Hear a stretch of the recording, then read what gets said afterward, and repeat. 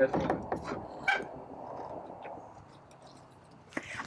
the high tunnel. The high tunnel is done. If you guys are new here, I'm Alex at Coram Farm.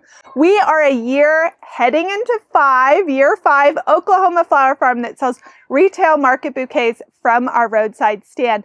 And after weeks and weeks and weeks of plodding on this wonderful high tunnel, Eric has built it. It is fully finished, and it's time to finalize our row prep and start planting for spring. So this is our new high tunnel. In the past, we were working with a Farmer's Friend caterpillar tunnel, which has served us well. It has been wonderful. But we are at a point with our demand and our sales that we really wanted to invest in a high tunnel for more space inside, as well as just taller ceilings and easier working space to be in the tunnel, especially because we're focusing mainly on spring. Spring flowers are super profitable. We want to grow a lot of them. We decided to purchase a high tunnel that is kind of the equivalent of 2 of the caterpillar tunnels we could buy together, but the ceilings are so much higher. There's lots of other bells and whistles that this tunnel comes with that has been great. We started the project in August. Eric works full-time. I'm a full-time mom that we homeschool. So we don't have like a week where we could work full-time on building this tunnel. It's been a lot of weekend work, a lot in the evenings, but Eric has done an incredible job putting this together. The amount of like screws that went into this project is like, how many, Eric? How many tech screws are in this tunnel? Over 2,000 screws. It was crazy. But I'm so proud of him that he got it done. But like I said, we're in the final stages of being able to plant. We have a couple more steps. You might see Eric behind me in the shot working on some of those steps. And one of them is spreading a granular fertilizer in our rows, because this is a new tunnel space. It's a new growing area. We did soil testing with our extension office. They got the results back to us with the recommended amendments that they think we should add. So we're going to be working on that. We're going to be spreading the granular fertilizer, raking it in, and then it's nighttime right now. As you can tell, we're trying to fit everything in because, daylight savings, it's dark at like 5 o'clock here, and in the evenings is when we have a chance to do a lot of the work. So thankfully, with the lights Eric installed here on the tunnel, we can do a couple hours of work in the evening before bedtime. And so tonight we're going to be working on the fertilizer, and I want to go through the most fun part of planting Renunculus, and that's talking about the varieties we're growing and all the beautiful colors and getting excited to see them bloom in springtime. This is our 3rd year growing Renunculus.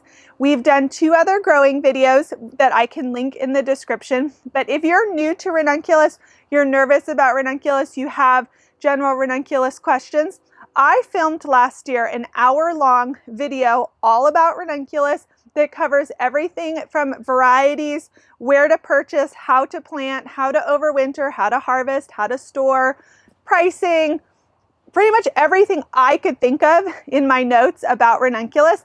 I will link that in the description as well. I think that can be really helpful, especially for flower farmers adding Renunculus, or it's your first year, or you just want to know more about them. But like I said, this is our 3rd year. So the first year we grew Renunculus in our caterpillar tunnel, it was like incredible, banger, perfect. Wish we had planted 1,000 more. Fell in love with Renunculus. And then this year we planted Renunculus again, and it was like tears, weeping and gnashing of teeth, because we had historic rainfall here in Oklahoma. We had a lot of flooding in our tunnel over the course of 2 months, and it just was like a pain, slow, rotting death. Mercifully, we were able to still harvest a lot because we planted so much, and we still had some great sales, but obviously it wasn't what we had planned for and hoped for. So now in this new tunnel, we have tried to address a lot of potential drainage issues, and so hopefully it will go this year like it did in year 1 for us. So this year we are growing all Elegance variety Renunculus, and it's an Italian variety that we ordered from Ownings. We have grown Amandine and Elegance before. I liked both of them. Ball Seed is the one who sells Amandine, and I just really like Ownings, and I like the ordering process. I like their customer service, and Elegance Renunculus is absolutely beautiful. And so this year I decided just to order and place one order from them. And honestly, I'm a bit thankful that I did, because I had no substitutions and I had no cancellations. I got everything that I ordered, and I saw on the internet lots and lots of people got a ton of cancellations with Amandine. I think it was a crop harvest problem. Like, it wasn't Ball, who's the wholesale middleman. I just think there were some problems in Holland, or where they were sourcing the corms from. And I'm just really thankful that I wasn't banking on the numbers that we need to plant all coming from that source, or having some big cancellations and scrambling. I do think in the future I would like to add Amandine back, because it was really beautiful and it did really well here, especially in our more warmer springs. And there's just some different forms, different color tones that Amandine can come with.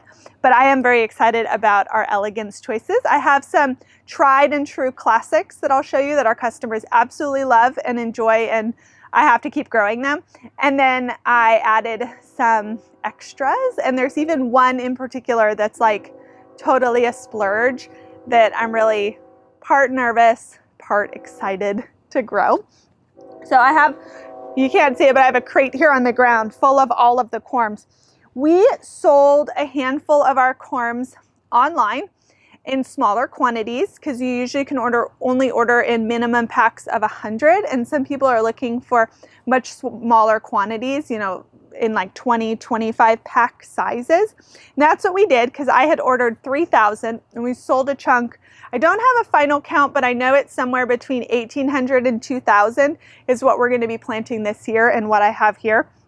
But let me show you with a picture on the screen, because that's the fun part, is looking at beautiful flowers, what we are going to grow. Tomorrow we are going to plant half. We're going to plant one full row, and then next Saturday I'm going to plant another row. The reason being, one, I don't really want to plant 2,000 in one day with our time constraints with life and kids and everything, and I'm just going to stagger them a week. Will it make a big difference? No. But it sounded better to split it up. Do one row tomorrow, one row next Saturday. Okay, first up here, we have the one that survived our flooding river conditions the best. It was the healthiest plants, gave us the biggest blooms, and I was so thankful for this variety last year, because it survived and didn't rot. And that's Salmone. Salmone is very popular both in retail and in wholesale. Florists love the color tone. Retail customers love the color tone. It's just a beautiful, soft, peachy coral that just loved this one. So the Salmone. And I have 250 of that one. Next up, I got big old mesh bags I'm trying to be gentle with. Next up, we have Clementine. Clementine is one of the OG favorites, the original ones that our customers love that I mentioned. Clementine is a beautiful yellow. Orange. Clementine, hello.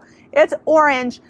Normally, you would think, well, orange doesn't feel very spring, and you're wanting to go for like whites and pinks and purples and yellows. But for whatever reason, when there is an orange ranunculus in our flower stand, that bouquet is being chosen. The customers point it out, they get the most excited about it, or they're actually looking in the bouquets for the mixes that have orange.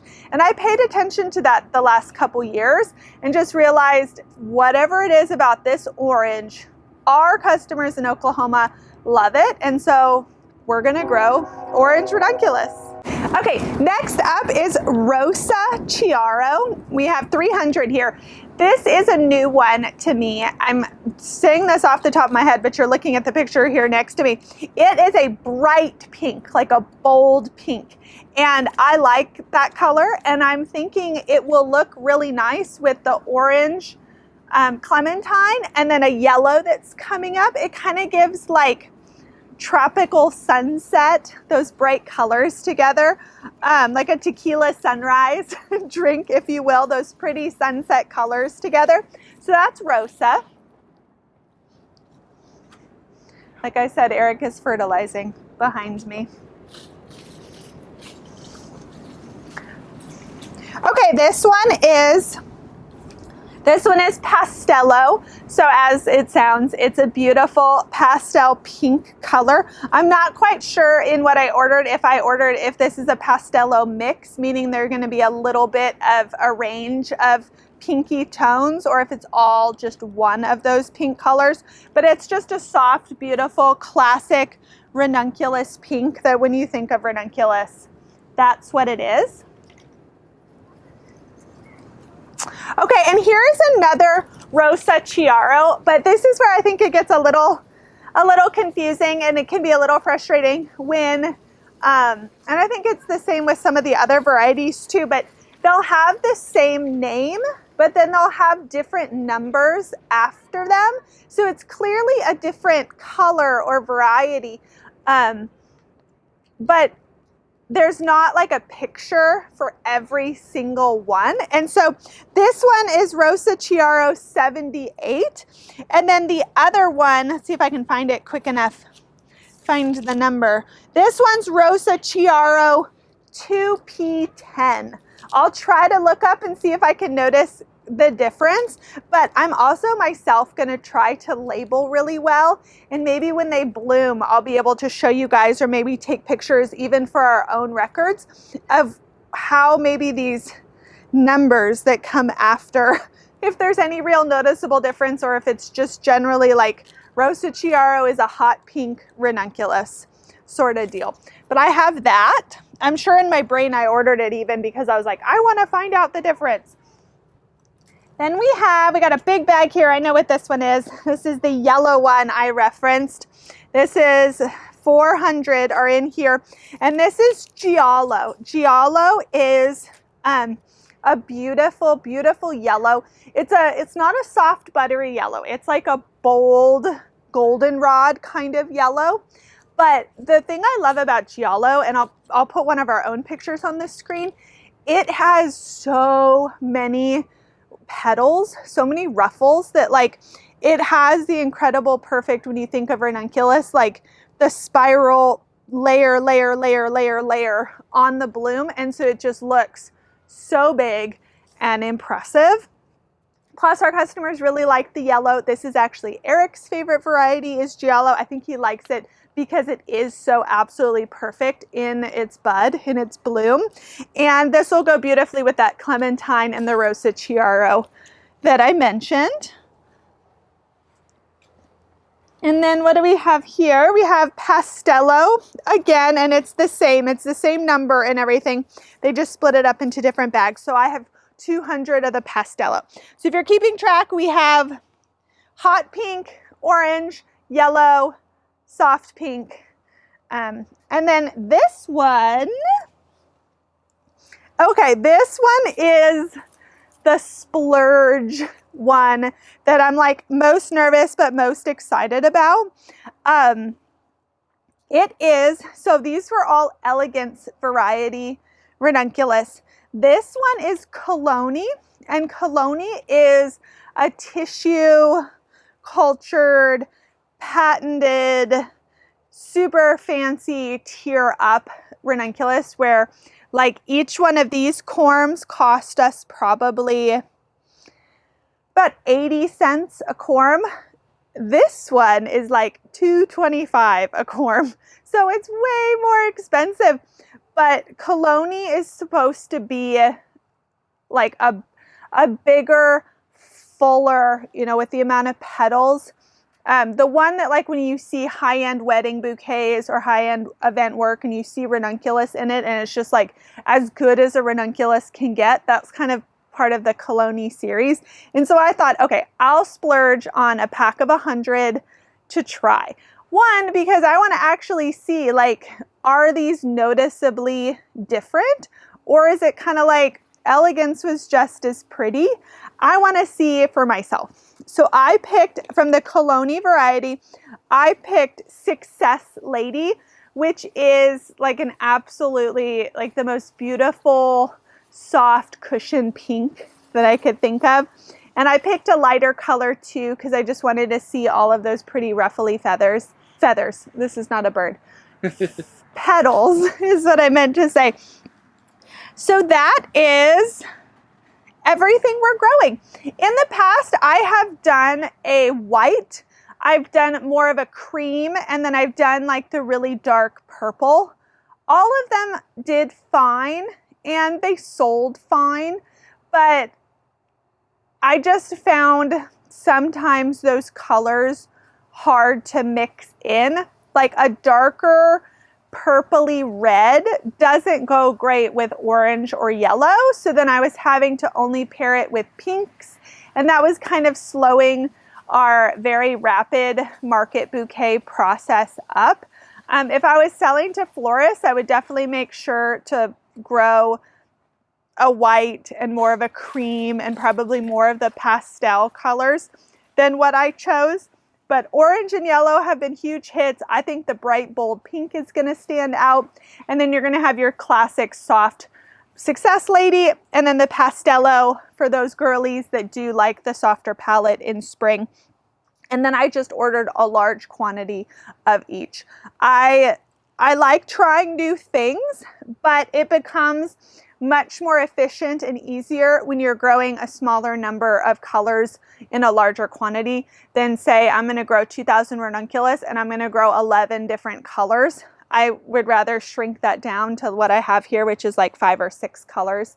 That doesn't mean that like next year I will swap in some to try some new ones and stuff, but it just becomes a lot easier to work in bulk and then make bouquets in bulk because you're only working with a couple colors in your palette. And these are such specialty flowers and they're more rare. You can't get them in the grocery stores easily, and they tend to be expensive, and then you only get them for like 3 or 4 weeks. Customers are not going to get bored of them. You know, if you only had one color zinnia and that's what you had blooming for 9 weeks, I can understand how a customer is like, I'm tired of this. But for like the quick flash dash that is Renunculus for 3 weeks or so, people just literally want their hands on Renunculus. So that's what we're doing. We're going to finish up the fertilizing task here, and then in the morning we're going to get these corms soaking for about 2 to 3 hours. We're going to get irrigation laid down and our landscape fabric down, which we'll talk a little bit about what we're doing differently this year in the morning. And then just get planting and get the whole row completed, and then probably go take a shower because I'm a bit out of farming shape since I didn't help build this tunnel and I haven't planted anything in so long. So I'm excited to get back at it and get my hands in the dirt tomorrow. So I'll see you in the morning. Good morning, guys. So it's time to do our corm soak. In the years past, we have used Root Shield, which is great for preventing soil-borne fungal issues that can be a problem in Renunculus and also in Lisianthus. But Root Shield only comes in like 1 pound or bigger quantities. It only lasts a year and it can be really expensive, and we never use all of it. And this year, with expanding our peony field, we are going to be doing some fungal treatments for the peonies. So we did our research and we picked a compound that can work both for fungal issues in the roots and in the soil for our tunnel, but then also can be a foliar spray for our peonies, and we chose to invest in that, and that's called Actinovate. So what we're going to be doing here, we're planting 3 colors today. I'm going to do the orange, yellow, and pink that you guys just saw, and we've got 3 big buckets here for 3 colors. Eric did all of his fancy math to figure out how much of the solution I couldn't do it. How much of the solution we need per bucket is going to come out to about 2 ounces. So what we're going to do is Eric's going to give a rate of per 100 pounds of corms. Yeah, this stuff. I don't know what size form that would be. I don't know. Because we're doing 2,000 Renunculus, and we just probably added it up. That'll be like maybe 20 pounds. Right. So we're going to measure it out. We have a scale that we use just for all of our flower stuff, a kitchen scale. We're going to figure out our ounces. We're going to create our solutions. And the nice thing when you order a lot is they come in these mesh bags, which I can just leave them in. And we're just going to set them in the buckets to soak for about 3 hours. And then we'll get planting this afternoon. Doing what he just says to me. Start doing stuff. start doing at this I don't like. Well, Are you all alone? Hello. Hello. Hi. Hey. Oh. Oh, did you just say hi? Hi. He did say hi.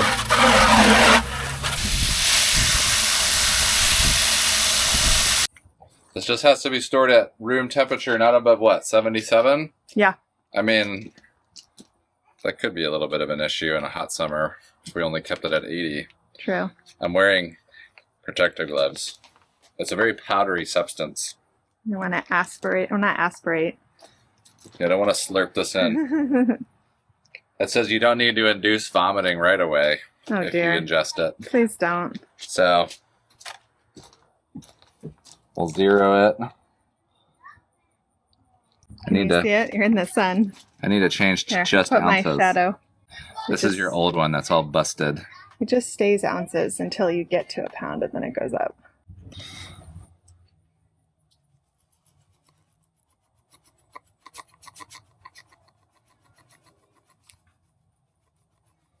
So 18 ounces, I've divided it by 10 and I just got about 2 ounces. Oh, it's white. The other one was that funky color. It's a pretty generous range. It'll say 6 to 18 ounces per 100 pounds of corms for a soak. Wow. I guess if you're doing tulips and stuff, you'd rip through it really fast. Not zipping well, and it just dust it out. Do you have to induce vomiting now? So that the wind doesn't blow it. It's like a little chemistry. Look at us, scientists. Swirling it up. We're doing 3 buckets. I'll start with, it's actually kind of hard because the root shield's brown. Oh yeah, it does change the water color. So now I don't know if anything's happening.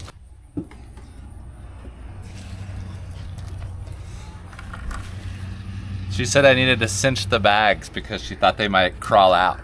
Stop it. They're like little crabs. They might swish about as they get bigger. Don't smash my little octopi. I like that we have a bucket of trash. In the video, that's just random there's trash. Like a trash can right here, but every bucket is a trash can if you try hard enough. We'll just flood them up over the top. You do, because they're gonna get plumper. They're gonna get like a third bigger.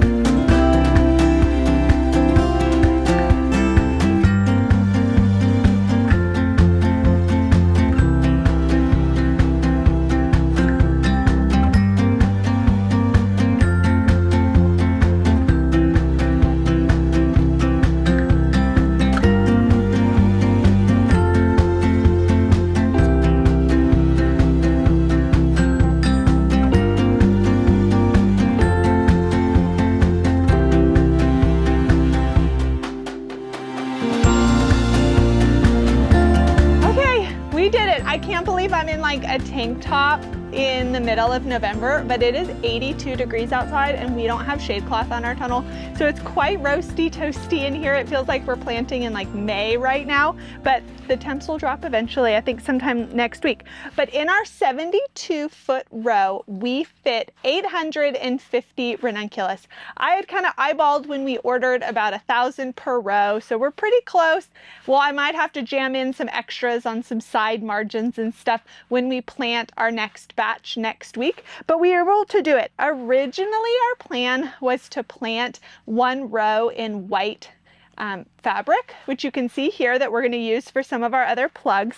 But when we got it laid out and we started planting, the corms were actually too big for the holes, or at least big enough that it was proving pretty difficult to get them in. And I felt nervous. I didn't love it. It was freaking me out. So we decided to just go back to our standard method, which is you put Horton over netting on the ground, which is 6-inch squares. And then that helps you with the grid to get roughly 6-inch spacing. Renunculus can even get as close to 4 inches and be fine. So that's what we did. We'll pull up the netting and roll it back for when we need it for actual netting purposes with some of our other flowers. But we've officially planted in our new high tunnel. There's actually plants in here. Originally, we were also... The entire point. It's the entire point for the tunnel, yes. Been building and building. I know. We have prepped the row next to the Renunculus for our campanula. I have the plugs. I'm still hardening them off because we got the plugs on Thursday, and with it so hot and sunny, I didn't want to shock them after only like 2 days out of their little comfy greenhouse. So we're going to plant on Monday, but Eric got the irrigation and the row set up for me so we can plant our campanula on Monday. Our campanula blooms in May, and our Renunculus starts to bloom at the end of March, early April. But literally now through the end of March or end of November, we're just going to keep planting plugs, and then we get a little bit of a break. And then February, we do another big planting again, a lot of succession planting for the things that we grow. And then we're launching into actual spring sales. But we get to celebrate tonight that we officially planted our new high tunnel that you built us. All right. I'm so thankful. But I also major need a shower and a Diet Coke. Bye guys. Hold on. Record that. Mic check, check, check. Mic check in the tunnel.